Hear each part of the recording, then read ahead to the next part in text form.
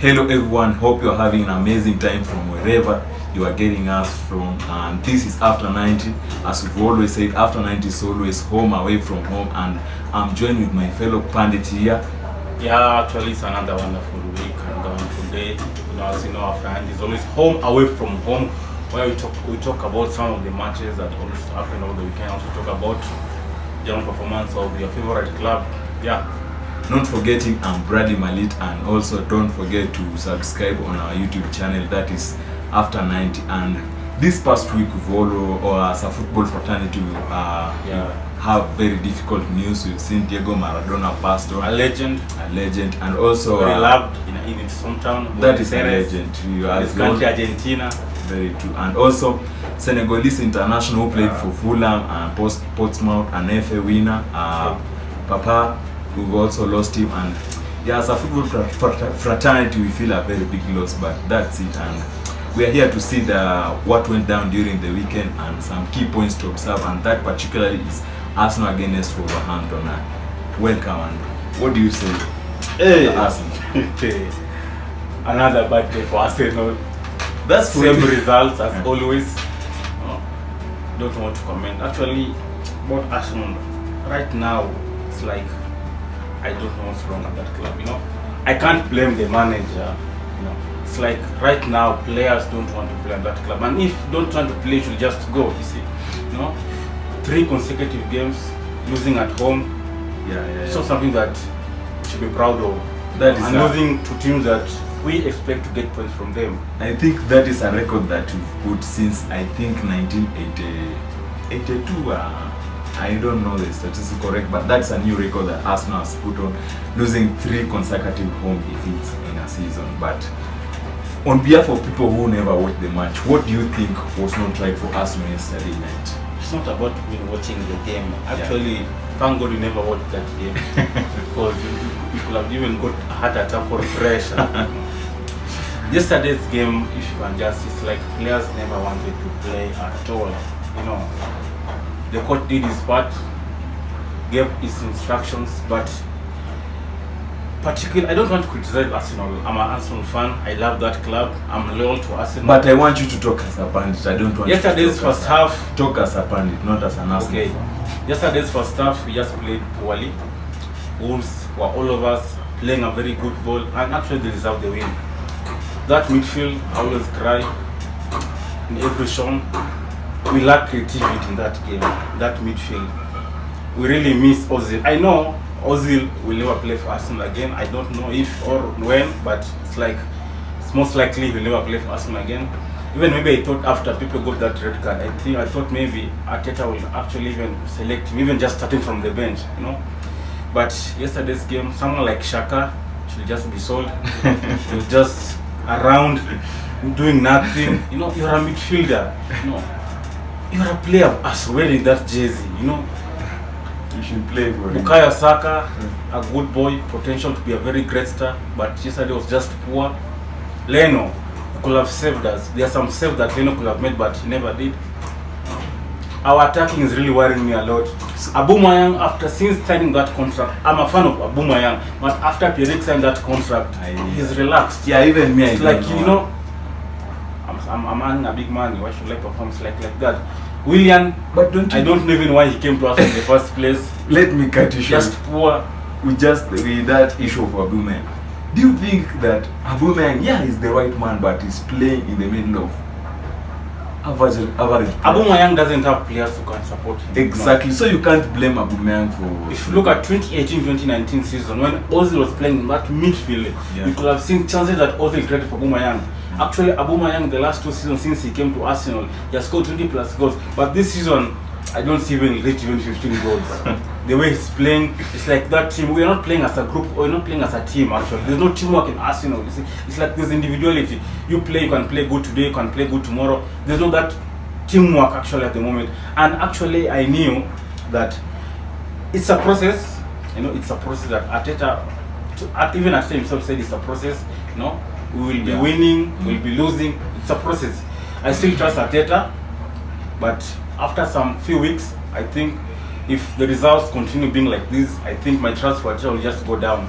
Okay, so telling me that this is a process that Arteta himself said after watching or after the results of yesterday night, do you still trust the process of Arteta? You know, sometimes, you know, if you see a certain player you're selecting him every week to play for you and he isn't performing very well, why should you keep picking him? A player like Willian, it's like in Arsenal, Arteta doesn't have that player that matches the standards of his first 11. You know, a player like Bellerin, we have Cedric Suarez who signed a permanent deal with us. Why should we start that player? So we have a player like maybe Edin Ketia. Why should we pick him instead of Aubameyang or Lacazette?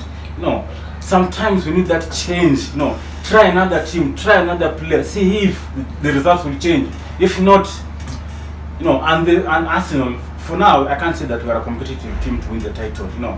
But in Arsenal right now, we need some transfers that if we do them right, we can actually say, okay, we can compete for the league. No, but as for now, I don't see us even finishing in the top 5 if the results continue to be like this.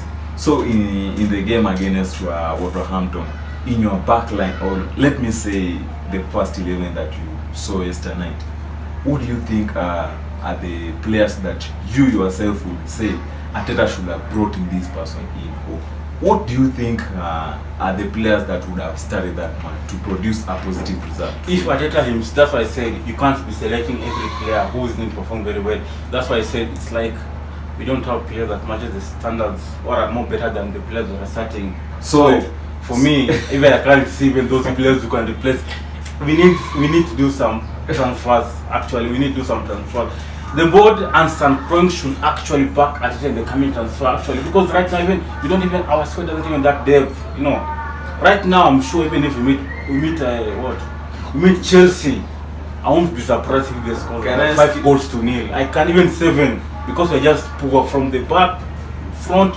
We can't play. You can't be producing such results every day. Can I ask you another question? Yes. Why did you buy Cedric Source from Southampton? You brought him as a backup Hector Bellerin because you know Hector Bellerin is someone who is injury prone. You know. But why didn't you bring him yesterday night knowing that Bellerin is not? Even he wasn't even in the bench in the first place. He was in the bench.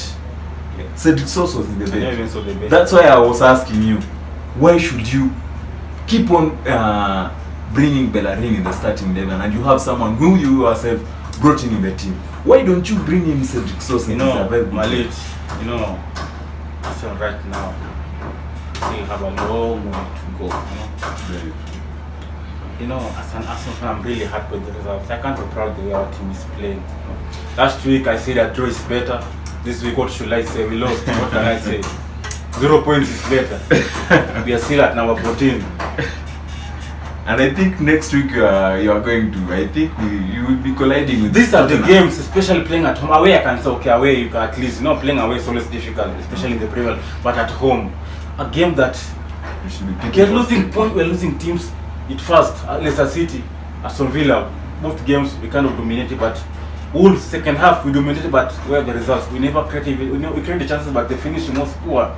Actually, there's a lot to be done at Arsenal, and Arteta himself knows that. I know him as a coach is really frustrated at the moment. He knows this. He wasn't brought here to lose, but to win. So you think Arteta is the right man, but the only problem is that he doesn't have the players to get the job done. But he's the right man. He's a good coach. In Arsenal. Do you believe in him first of all? I trust in the process. I trust in the process. That process. But Arsenal fans are becoming tired of the process. Yeah, if results continue being bad like this in the coming weeks, the pressure will mount, and we never know. Maybe. And your next fixture in the Premier League is against Tottenham. What do you think?